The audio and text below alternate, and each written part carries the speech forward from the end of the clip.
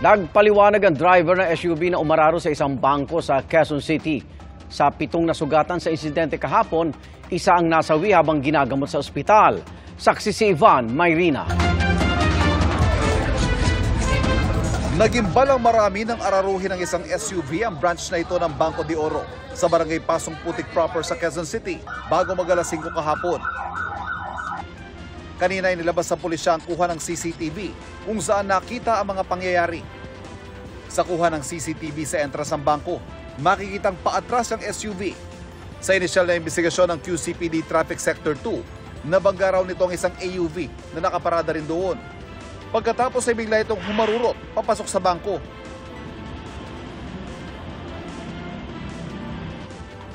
Sa kuha naman ng CCTV sa loob ng bangko, makikitang biglang napatay ang ilang teller nang humarurot papunta sa kanila ang SUV.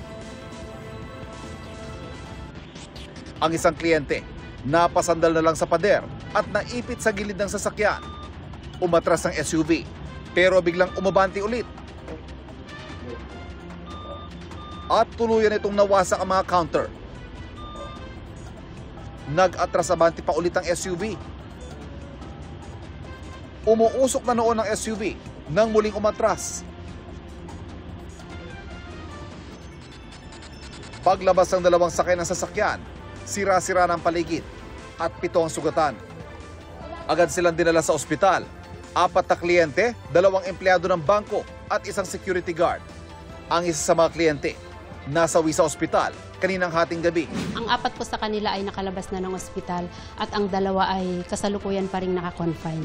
Nasa kusodiya ng pulisya ang lalaking driver ng SUV. Pumayag siya magbigay ng pahayag pero humiling na huwag namin siyang ipapakita.